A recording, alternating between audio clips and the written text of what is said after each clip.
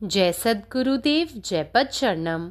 मेरे सद्गुरु की वाणी परम संत महात्मा यशपाल जी महाराज का प्रवृत्ति में निवृत्ति गृहस्थ धर्म के लिए श्रीमद् भगवद गीता का गीता सुधा भाष्य अध्याय 5 श्लोक 29।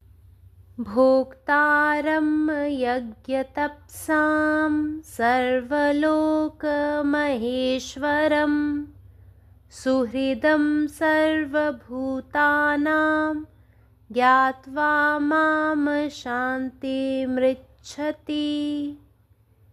और हे अर्जुन, मेरा भक्त मुझको सब यज्ञ और तपों का भोगने वाला, संपूर्ण लोकों के ईश्वरों का भी ईश्वर तथा संपूर्ण भूत प्राणियों का सुहृद अर्थात स्वार्थ रहित, दयालु और प्रेमी, ऐसा तत्व से जानकर शांति को प्राप्त होता है।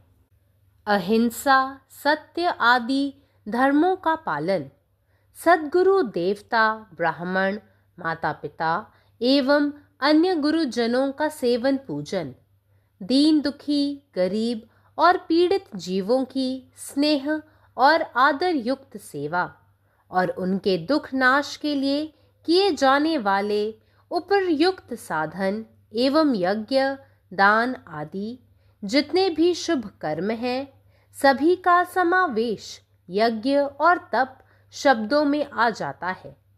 भगवान सबके आत्मा है, अतएव देवता, ब्राह्मण, दीन दुखी आदि के रूप में स्थित होकर भगवान ही समस्त सेवा पूजादि ग्रहण कर रहे हैं। इसलिए वे समस्त यज्ञ और तपों के भोक्ता हैं। जो पुरुष आत्म तत्व को जानता है, वह सबके अंदर आत्म रूप से विराजित भगवान को ही देखता है।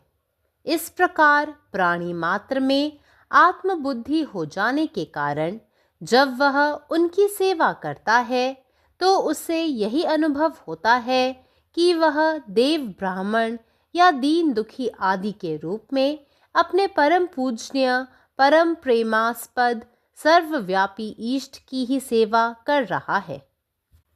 सच्चे तत्वज्ञानी पुरुष ऐसी सेवा का अवसर पाकर अपने को धन्य समझते हैं और जितनी ही अधिक सेवा बनती है, उनमें उतनी ही विनयशीलता और सच्ची नम्रता बढ़ती है। अहसान तो क्या करें, उन्हें पद पद पर यह डर रहता है कि कहीं इस सौभाग्य से वंचित न रह जाएं।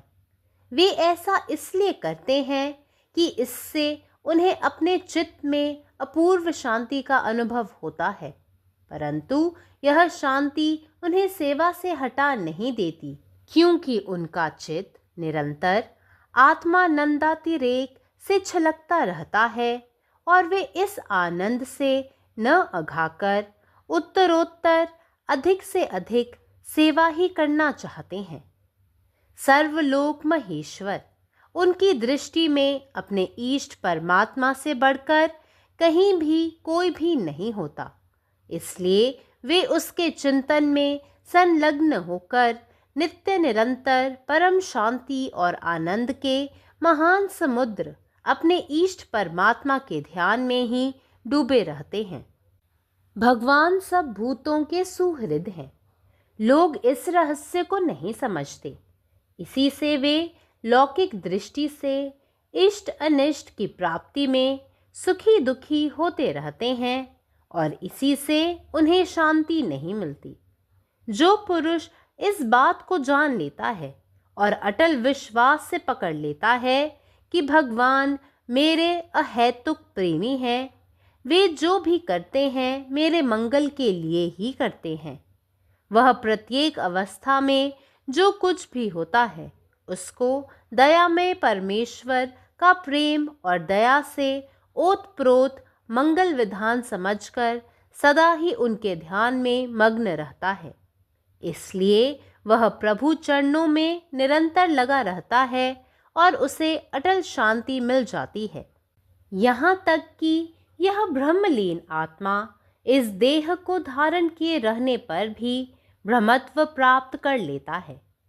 ऐसे साधक यम, नियम, धारणा आदि योग साधन के विकट पर्वतों पर चढ़कर और योगाभ्यास का सागर पार करके इस अवस्था तक पहुँचते हैं तथा आत्म साक्षात्कार के बल से स्वयं निर्लिप्त रहकर यह सब प्रपंच चलाते रहते हैं और स्वयं प्रत्यक्ष शांत रस बनकर रहते हैं।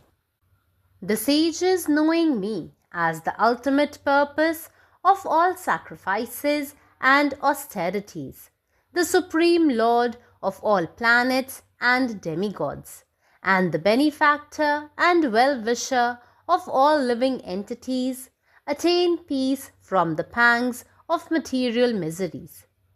On knowing me, it is never to be forgotten that in the Gita, whenever Lord Krishna uses the first person singular, that is, I, me, mine, and my, it is not to mean the mortal frame, work of the son of Devaki, but it is to indicate the self in the individual, the eternal principle, Sri Krishna Paramatman. The term yajna is the self-dedicated work which one performs in any field of activity. Tap means all self-denial and practices of self-control which the ego undertakes in order to integrate and revive its own capacities to seek its real identity with the eternal. The self is certainly the Maheshwara, the Lord of all lords, the God of all gods. Self is the controller of all fields of activities of perception and expression. Self is, in fact, the Lord of all the individual lords, governing, controlling, and ruling over the various fields. Therefore, Lord Krishna, as the Self, confers upon himself the title of Sarvalok Maheshwara. In our worldly experience, a man who has kingly powers is very difficult to approach, and the King of Kings becomes a personality, striking awe and reverence in the heart of the ordinary man, almost unapproachable. Thus, Lord Krishna has to further add Suhridam, a friend of all living creatures, to qualify the nature of Maheshwara the Self. Here, knowing is to be understood as realizing knowledge, means spiritual experience gone through on the road of realization of the Self, the one at whose altar the perfection-seeking ego surrenders all its activities and attains eternal peace or moksha, deliverance from the cycle of birth and death and all worldly miseries and sorrows. Om Tat Saditi Srimad Bhagavad Gita Supnishtasu Brahma Vidyayam Yoga Shastre Shri Krishna Arjun Samvade Karma Sannyas Yogo Nam Panchamo Dhyayah. इति श्रीमद् भगवद गीता रूपी उपनिषद एवं ब्रह्म विद्या तथा योग शास्त्र विषयक श्री कृष्ण और अर्जुन के संवाद में कर्म संन्यास योग नामक 5वां अध्याय। हरिओम तत्सत, हरिओम तत्सत, हरिओम तत्सत। जय गुरुदेव, जय परिचरणा। अध्याय 5 श्लोक 29।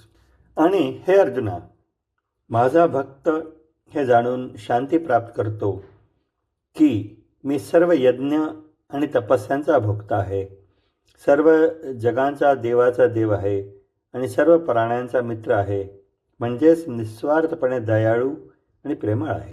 अहिंसा, सत्य इत्यादी धर्माचे पालन सद्गुरू, देव, ब्राह्मण, पालक आणि इतर शिक्षकांचे सेवन आणि पूजा, निराधार, गरीब, पीडित प्राण्यांची प्रेमळ आणि आदरयुक्त सेवा आणि वर केलेले यज्ञ, ध्यान इत्यादी सर्व शुभकृत्ये आणि त्यांचे दुःख दूर करण्यासाठी केलेले सर्व यज्ञ आणि तप या शब्दांमध्ये समाविष्ट आहेत.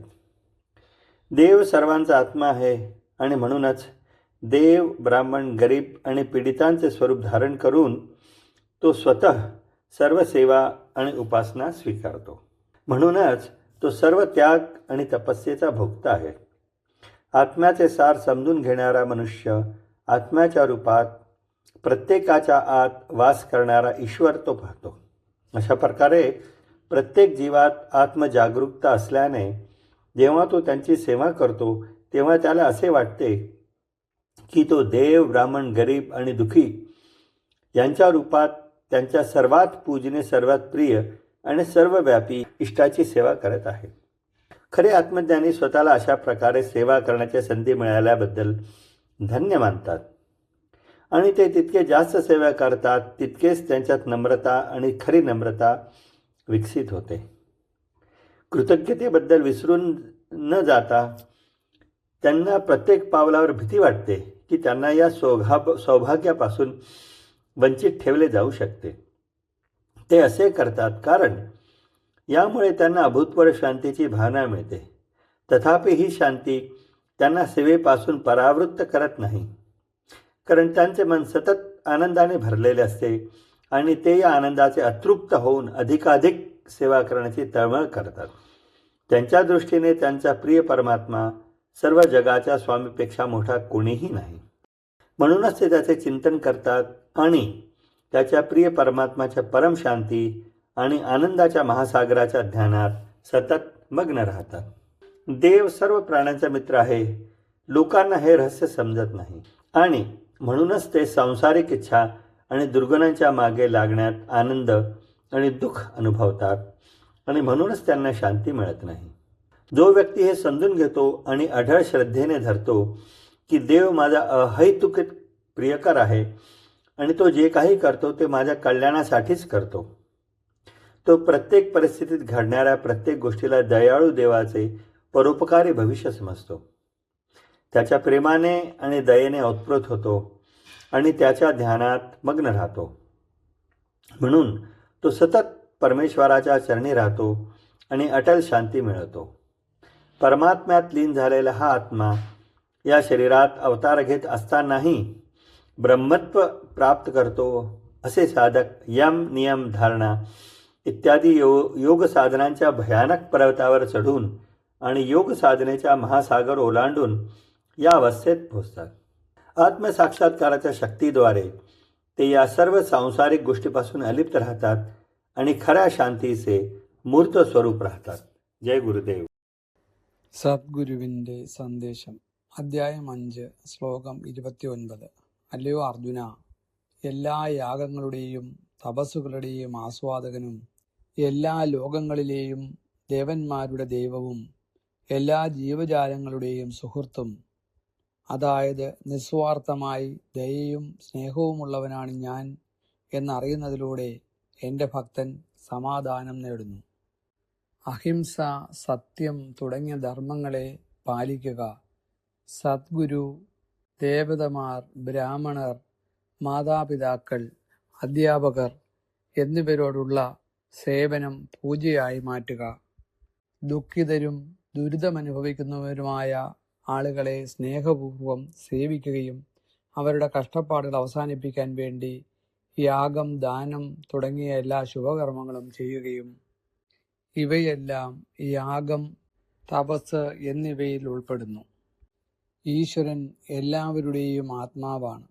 അതിനാൽ ദേവന്മാരുടെയും ബ്രാഹ്മണരുടെയും ദരിദ്രരുടെയും ദുഃഖിതരുടെയും രൂപം സ്വീകരിച്ചുകൊണ്ട് അവൻ തന്നെ എല്ലാ സേവനങ്ങളും ആരാധനകളും സ്വീകരിക്കുന്നു. അതിനാൽ എല്ലാ യാഗങ്ങളുടെയും തപസ്സുകളുടെയും ആസ്വാദ്യകനാണ് അവൻ. ആത്മാവിൻ്റെ സത്ത മനസ്സിലാക്കുന്ന ഒരാൾ ആത്മാവിൻ്റെ രൂപത്തിൽ എല്ലാവരിലും വസിക്കുന്ന ഈശ്വരനെ കാണുന്നു. അങ്ങനെ ഓരോ ജീവജാലത്തിനും ആത്മബോധമുള്ളതിനാൽ അവൻ അവരെ സേവിക്കുമ്പോൾ തൻ്റെ ഏറ്റവും ആദരണീയനും ഏറ്റവും പ്രിയപ്പെട്ടവനും സർവവ്യാപിയുമായ ഇഷ്ടദൈവങ്ങളുടെയും ബ്രാഹ്മണരുടെയും ദരിദ്രരുടെയും ദുരിതബാധിതരുടെയും രൂപത്തിൽ സേവിക്കുന്നുവെന്ന് അയാൾക്ക് തോന്നുന്നു. യഥാർത്ഥ ആത്മജ്ഞാനികൾ ഈ രീതിയിൽ സേവിക്കാൻ അവസരം ലഭിച്ചതിൽ തങ്ങൾ ഭാഗ്യവാന്മാരാണെന്ന് കരുതുന്നു. അവർ കൂടുതൽ സേവിക്കും തോറും കൂടുതൽ കൂടുതൽ എളിമയും സൗമ്യതയും വളർത്തിയെടുക്കുന്നു. കൃതജ്ഞത മറന്നുപോവുക, ഈ ഭാഗ്യം നഷ്ടപ്പെടുമെന്ന് അവർ ഓരോ ചുവടിലും ഭയപ്പെടുന്നു. അത് അവർക്ക് അഭൂതപൂർവമായ സമാധാനബോധം നൽകുന്നതിനാലാണ് അവർ ഇത് ചെയ്യുന്നത്. എന്നിരുന്നാലും ഈ സമാധാനം അവരെ സേവനത്തിൽ നിന്ന് പിന്തിരിപ്പിക്കുന്നില്ല. കാരണം അവരുടെ മനസ്സ് നിരന്തരം ആനന്ദത്താൽ നിറഞ്ഞിരിക്കുന്നു. കൂടാതെ ഈ സന്തോഷത്തിൽ സംതൃപ്തരായ അവർ കൂടുതൽ കൂടുതൽ സേവിക്കാൻ ആഗ്രഹിക്കുന്നു. അവരുടെ ദൃഷ്ടിയിൽ എല്ലാ ലോകങ്ങളുടെയും നാഥനായ തങ്ങളുടെ പ്രിയപ്പെട്ട പരമാത്മാവിനേക്കാൾ വലുതായി ആരുമില്ല. അതിനാൽ അവർ അവനെക്കുറിച്ചുള്ള ധ്യാനത്തിലേർപ്പെടുകയും പരമമായ സമാധാനത്തിൻ്റെയും സന്തോഷത്തിൻ്റെയും മഹാസമുദ്രമായ തങ്ങളുടെ പ്രിയപ്പെട്ട പരമാത്മാവിൻ്റെ ധ്യാനത്തിൽ നിരന്തരം മുഴുകുകയും ചെയ്യുന്നു. ഈശ്വരൻ എല്ലാ ജീവജാലങ്ങളുടെയും സുഹൃത്താണ്. ആളുകൾക്ക് ഈ രഹസ്യം മനസ്സിലാകുന്നില്ല. അതുകൊണ്ടാണ് ലൗകിക ആഗ്രഹങ്ങളുടെയും ദുർഗുണങ്ങളുടെയും പിന്നാലെ പോകുമ്പോൾ അവർ സന്തോഷവും ദുഃഖവും അനുഭവിക്കുന്നത്. അതുകൊണ്ടാണ് അവർക്ക് സമാധാനം കണ്ടെത്താൻ കഴിയാത്തത്. ഇത് മനസ്സിലാക്കുകയും ഈശ്വരൻ അകമഴിഞ്ഞ് എന്നെ സ്നേഹിക്കുന്നുവെന്നും അവൻ എന്തു ചെയ്താലും അത് എൻ്റെ ക്ഷേമത്തിനു വേണ്ടി ആയിരിക്കുമെന്നുമുള്ള അചഞ്ചലമായ വിശ്വാസത്തോടെ എല്ലാ കാര്യങ്ങളെയും ഗ്രഹിക്കുന്ന ഒരു വ്യക്തി എല്ലാ സാഹചര്യങ്ങളിലും സംഭവിക്കുന്നതെല്ലാം കരുണാമയനായ ഈശ്വരൻ്റെ ദയാനിധിയായി മനസ്സിലാക്കുന്നു. അതിനാൽ അവൻ നിരന്തരം ഭഗവാന്റെ കാൽക്കൽ വസിക്കുകയും അചഞ്ചലമായ സമാധാനം കണ്ടെത്തുകയും ചെയ്യുന്നു. ഈ ശരീരത്തിൽ അവതരിക്കുമ്പോഴും പരമാത്മാവിൽ ലയിച്ചിരിക്കുന്ന ഈ ആത്മാവ് ബ്രഹ്മത്വം പ്രാപിക്കുന്നു. അത്തരം സാധകർ യമം, നിയമം, ധാരണ തുടങ്ങിയ യോഗാഭ്യാസങ്ങളുടെ ഭീമാകാരമായ പർവ്വതങ്ങൾ കയറിയും യോഗാഭ്യാസത്തിന്റെ സമുദ്രം കടന്നും ഈ അവസ്ഥയിലെത്തുന്നു. ആത്മസാക്ഷാത്കാരത്തിന്റെ ശക്തിയാൽ അവർ ലൗകിക കാര്യങ്ങളിൽ നിന്നെല്ലാം വേർപെട്ട് യഥാർത്ഥ സമാധാനത്തിന്റെ മൂർത്തിഭാവമായി തുടരുന്നു. പരമാത്മാവ് നീ തന്നെ, നിന്റെ ഇഷ്ടം പൂർണ്ണമാകട്ടെ. జై సద్గురుదేవ్, జై పదిశరణం. నా సద్గురు సందేశం గీతాసుత పరమసత్మాత్మ శ్రీ యశ్వాజీ మహారాజు వారిచే ప్రతిపాదించబడిన ప్రవృత్తిలో నివృత్తి గృహస్థ మార్గంలో గీతా భాష్యము అధ్యాయము 5 కర్మ సన్యాస యోగము శ్లోకం 29. భోక్తారం యజ్ఞ తపసాం సర్వలోక మహేశ్వరం సుహృదం సర్వభూతానాం జ్ఞాత్వా మాం శాంతిముచ్యతి. ఓ అర్జున, నా భక్తుడు నన్ను సమస్త యజ్ఞములు తపములు పొందువాడని, సమస్త లోకనాథునకు నాథుడని, సమస్త ప్రాణుల సంహృదుడుగా అనగా స్వార్థరహిత దయాళులని, ప్రేమ కలిగిన వాడిని నిజంగా తెలుసుకుని శాంతిని పొందును. అహింస, సత్యం మొదలైన ధర్మములను పాటించుట, సద్గురు, దేవతలు, బ్రాహ్మణులు, తల్లిదండ్రులు మరియు ఇతర గురుజనులకు సేవ చేయుట, పూజించుట, దీనులు, దుఃఖితులు, పేదలు, పీడిత జనులకు స్నేహము మరియు ఆదర్శయుక్తమైన మరియు వారి దుఃఖ నివారణకై చేయు సాధనలు, యజ్ఞము, దానము మొదలైన ఎన్ని శుభకర్మలైతే ఉన్నవో అన్నిటి యొక్క కలయికయే యజ్ఞము లేదా తపస్సు అనే శబ్దములోకి వస్తుంది. పరమాత్మ అందరి ఆత్మ. అందుచేత దేవతలు, బ్రాహ్మణులు, దీన దుఃఖితులు మొదలైన వారి రూపంలో ఉండి పరమాత్మే సమస్త సేవలు, పూజలు గ్రహించున్నాడు. అందుచేత ఆయన సమస్త యజ్ఞ తపముల భోక్తయి ఉన్నాడు. ఎవరు ఆత్మతత్వమును ఎరుగుదురో అతడు అందరిలోనూ ఆత్మరూపంలో వెలుగొందు పరమాత్మను చూచును. ఈ ప్రకారంగా ప్రాణులందు ఆత్మబుద్ధి కలుగుడిచే అతడు వారికి సేవ చేయుడిచే అతనికి ఎటువంటి అనుభవం కలుగునంటే, ఆ దేవ బ్రాహ్మణులు, దీనులు, దుఃఖితులు రూపంలోని తమ పరమ పూజనీయ, పరమ ప్రేమాస్పద, సర్వవ్యాపి అయిన ఇష్టదైవానికే సేవ చేస్తున్నాననే భావన అతనిలో కలుగుతుంది. నిజమైన తత్వజ్ఞాని అటువంటి సేవ చేయు అవకాశమును పొంది తనను ధన్యునిగా భావించును. మరియు అతనిలో ఎంతగా సేవ అధికమగునో అంతగా అతని యందు వినయశీలము, నిజమైన నమ్రత అధికమగును. వారికి కృతజ్ఞతలు ఏమి చెప్పగలము? వారికి అడుగున ఉండే భయం ఏమిటంటే, ఎక్కడ ఈ సౌభాగ్యం నుండి వంచితులం కారాదు అని వారు ఆ విధంగా ఎందుకు చేస్తారనగా అటువంటి సేవ ద్వారా వారి చిత్తంలో అపూర్వమైన శాంతి అనుభవం కలుగుతుంది. అయితే ఆ శాంతి వారిని ఆ సేవ నుండి మరలించలేదు. ఎందుకనగా వారు ఈ ఆనందముచే తృప్తి చెందక అధికాధికంగా సేవ చేయాలని కోరుకుంటారు. సర్వలోక మహేశ్వర్ అతని దృష్టిలో తమ ఇష్టదైవమైన పరమాత్మ కన్నా గొప్పవారు ఎవరు ఎచ్చటా ఉండరు. అనుచేతడు ఆయన యొక్క చింతనలో సమలగ్నమై నిత్యము నిరంతరము పరమ శాంతిని ఆనందమును అనే మహాసముద్రమైనటువంటి తన ఇష్టదేవుని పరమాత్మ ధ్యానంలో మునిగి ఉంటాడు. పరమాత్మ సమస్త జీవుల హితకారి. ప్రజలు ఈ రహస్యాన్ని ఎరుగరు. అనిచేవారు లౌకిక దృష్టిచే ఇష్టాయిష్టముల ప్రాప్తిలో సుఖదుఖములు పొందుతూ ఉంటారు. అంచే వారికి శాంతి లభించట్లేదు.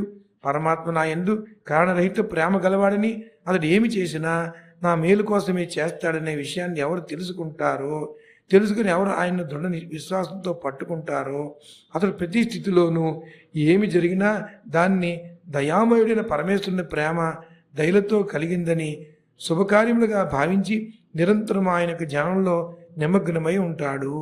అందుచేతనే అతడు పరమాత్మ యొక్క చరణంలో నిరంతరము లీనమై ఉంటాడు. అందువల్ల అతడు అతంచల శాంతి అతనికి లభిస్తూ ఉంటుంది. అట్టి బ్రహ్మలీన ఆత్మ ఈ దేహమును ధరించినప్పటికీ కూడా బ్రహ్మతత్వమును పొందును. అటువంటి సాధకుడు యమ నియమ ధారణాలైన యోగ సాధనలనే దుర్గమ పర్వతములను అధిరోహించి యోగాభ్యాసం అనే సాగరమును దాటి పై స్థితికి చేరుకుంటాడు. ఇంకా ఆత్మసాక్షాత్కార శక్తిచే స్వయంగా నిర్లిప్తుడై ఈ ప్రపంచమంతటిని నడిపిస్తూ ప్రత్యక్షంగా శాంతి రసమయుడై ఉంటాడు. పరమాత్మ నీవే ఉన్నావు, నీ ఇష్టమే నెరవేరాలి. జై సద్గురుదేవ్, జై పరమాత్మ. భోక్తారం యజ్ఞతప్సాం సర్వలోక మహేశ్వరం సుహృదం సర్వభూతానాం ज्ञात्वा माम शांति मृच्छति। हे अर्जुन, हमर भक्त जखन हमरा सब यज्ञ आ तप के भोगा वाला संपूर्ण लोक के ईश्वर सबके ईश्वर आ संपूर्ण भूत प्राणी सबके सुहृद माने निस्वार्थ दया आ प्रेम एहन तत्व के जान लैत अछि, तखन ओ शांति प्राप्त करैत अछि। अहिंसा, सत्य आदि धर्म के पालन, सतगुरु देवता ब्राह्मण माय बाप आ अन्य गुरुजन के सेवा पूजन, दीन दुखी गरीब आ पीड़ित जीव जंतु सबके स्नेह आ आदर से सेवा आ हुनकर दुख नाश लेल कैल जाय वाला उपयुक्त साधन, जग दान आदि ऐ सब शुभ कर्म सबके समावेश जग आ तप शब्द सब में भ जाइत अछि। भगवान सबके आत्मा छथि। एहि कारण देवता ब्राह्मण दीन दुखी आदि रूप में स्थित भ क भगवान अपने समस्त सेवा पूजा आदि ग्रहण करैत छथि। एहि लेल ओ सब जग आ तप सबके भोगैत छथि। जे पुरुष आत्म तत्व के जानैत अछि ओ सबके भीतर आत्म रूपेण विराजमान भगवाने के देखैत अछि। एहि प्रकार जखन ओकरा प्राणी मात्र में आत्मबुद्धि भ जाइत अछि तखन जँ ओ हुनकर सेवा करैत अछि तऽ ओकरा यह अनुभव होइत अछि जे ओ देवता ब्राह्मण वा दीन दुखी आदि रूप में अपन परम पूजनीय आ सर्वव्यापी इष्टे के सेवा कऽ रहल अछि। असल तत्वज्ञानी पुरुष एहन सेवा के अवसर पाबि कऽ अपना के धन्य बुझैत छथि। जतेक बेसी सेवा करबा के अवसर बनैत अछि ओतबे बेसी हुनकर विनयशीलता बढ़ैत जाइत अछि। ककरो पर उपकार करबा के तऽ प्रश्ने नहि उठैत अछि। उनटे ओ डेरायल रहैत छथि जे कतौ एहि सौभाग्य सँ वंचित नहि भऽ जाइत। एहिसँ हुनका अपन चित्त में अपूर्व शांति के अनुभव होइत छनि, मुदा ई शांति हुनका सेवा सँ हटबैत नहि छनि, कारण जे हुनकर चित्त सदिखन आत्मानंद सँ भरल रहैत छनि। ओ एहि आनंद सँ कखनो अघाइत नहि छथि, मुदा उत्तरोत्तर में आर बेसी सेवा करबा लेल प्रेरित होइत रहैत छथि। सर्वलोक महेश्वर हुनकर दृष्टि में अपन इष्ट परमात्मा सँ बढ़ि कऽ कतौ ककरो कोनो सत्ता नहि रहैत अछि।